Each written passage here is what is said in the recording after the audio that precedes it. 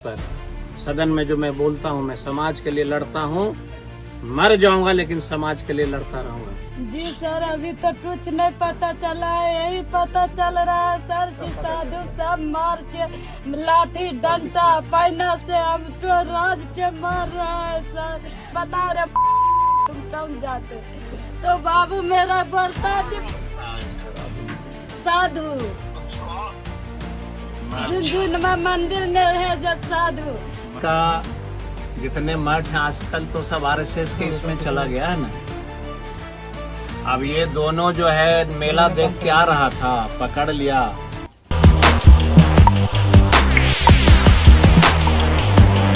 नालंदा से एक ऐसी खबर आ रही है जिसने इंसानियत और पुलिस प्रशासन दोनों पर बड़े सवाल खड़े कर दिए हैं।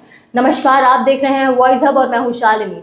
दरअसल ये मामला है नालंदा जिले का, जहां दो पासवान लड़कों पर चोरी का आरोप लगा और सिर्फ शक के चक्कर में ही उन दोनों लड़कों की पीट के हत्या कर दी गई। इसके बाद पीड़ित परिवार लगातार रोते बिलखते इंसाफ की गुहार लगा रहा है। इसी बीच आरजेडी के एक विधायक सर्वजीत पासवान उस परिवार के पास पहुंचे, पीड़ित परिवार के पास पहुंचे अपनी सहानुभूति देने। इसी बीच उन्होंने तेजस्वी यादव से पीड़ित परिवार की बात करवाई। कॉल पे बात करते हुए परिवार की एक महिला फूट के रोने लगी, बिलखने लगी और कहने लगी कि हमारे साथ गलत हुआ है, हमारे बच्चों के साथ गलत हुआ है, हमें इंसाफ दिलाइए। तो चलिए वीडियो में देखते हैं कि क्या कुछ कह रही हैं पीड़िता। जी बाबू। तेजस्वी यादव, हेलो करिए। हेलो, प्रणाम सर, कहिए प्रणाम। प्रणाम सर। हमारे राज चल घटना पता चला? जी सर, अभी तक कुछ नहीं पता चला है। यही पता चल रहा है सर कि साधु सब मार के लाठी डंडा पैना से हम तो राज के मार रहा है सर। डोर भी बांध दिया है, हाथ भी बांध दिया है। डोर पर चढ़ता है, पीठ पर चढ़ता है, कमर पर चढ़ता है, पूछता है बता हम जाते तो बाबू मेरा बोलता है कि साधु झुंझुन में मंदिर में है जो साधु पूछता टम जाते तो मेरा बाबू कहता है कि पासवान है तो जोशी डोर तोड़ देता है, हाथ तोड़ देता है सर। वहाँ के प्रशासन सर ढेर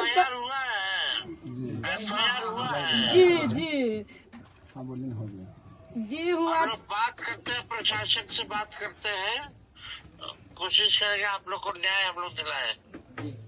खाली चाहिए न्याय बाबू दिया राजा, हमरा न्याय कुछ चाहिए, हमारे राज चाहिए, एकदम अन्याय चाहिए।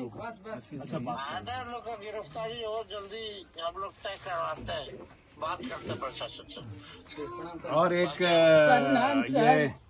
एक तो दो लड़का को हुआ था, एक मठ है यहाँ पे राजगीर में, झुनुकिया बाबा। तो बिहार का जितने मठ हैं आजकल तो सब आरएसएस के इसमें चला गया है ना। अब ये दोनों जो है मेला देख के आ रहा था, पकड़ लिया कि तुम चोरी किया है। दोनों को लाठी से मार के दोनों को मर्डर कर दिया। और जात पूछ के कौन सा समाज के हो, क्या हो, दलित हो, मठ में कैसे घुस गए। अरे भाई, हम तो मंदिर मेला देखने गए हैं, मठ में कहाँ घुस जाएंगे तुम्हारा। मतलब कि दलित का कोई बच्चा था, मठ में घुस गया तो उसको चोरी का इल्जाम लगा के मर्डर कर दिया। रवि ज्योति भी साथ में है हमारे, जो विधायक थे ना अपना, जो गए थे मिलने आपसे जी, वो भी हैं साथ में, थोड़ा बात करा देते। प्रणाम सर। सर एफआईआर वगैरह हो गया, अनुदान वगैरह मिल गया सर, अरेस्टिंग विचार हो गया है सर, वो हम ही लोग करवाए हैं सर। सर आप पीछे हटिएगा। सर जी सर अच्छा सर जैन सर। अभी बगल में एक और घर है, वहाँ जा रहे हैं हम, 2 मिनट उसके भी मदद से बात कराएंगे। तो आपके तरफ से थोड़ा आर्थिक मदद हम इनकी माँ को दे रहे हैं। जी दे रहे हैं इनको, नहीं लेते हैं कभी।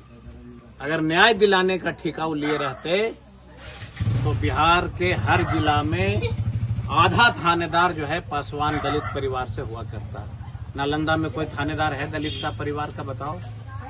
गया में 63 थाना है, कोई दलित का बेटा है अपना थानेदार तो बताओ। जब कोई दलित का बेटा थानेदार ही नहीं रहेगा तो इसकी पीड़ा सुनेगा कौन? इसके दुख सुख में शामिल कौन होगा?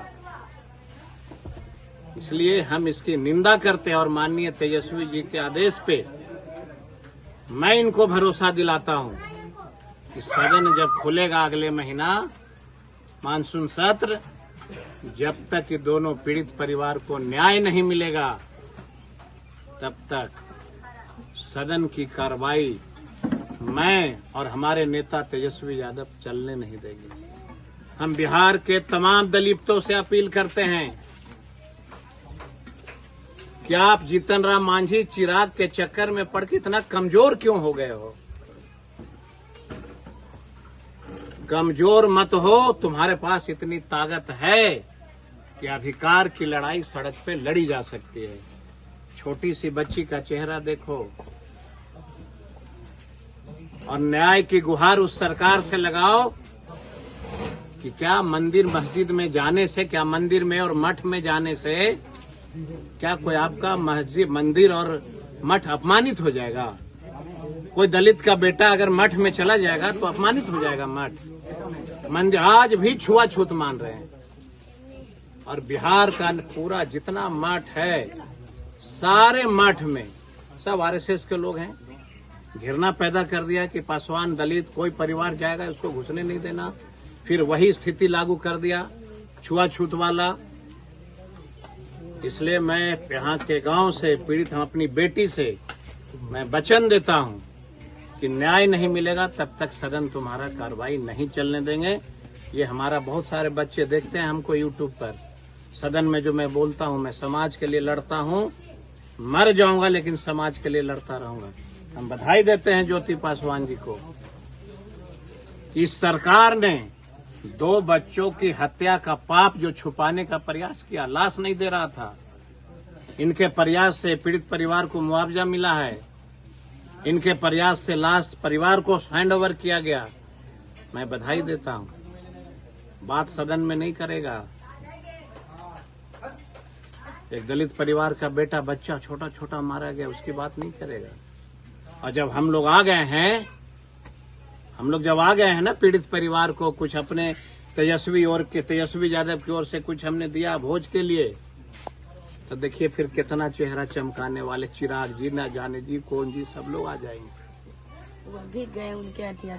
लेकिन अभी उनके बहनोई आए थे, बोले कि चिराग जी अपने काम में लगे हुए हैं, लेकिन अपने जात को नहीं कोई देख रहे। दलित पर अत्याचार होता है तो हमेशा अपने काम में लगे रहते हैं।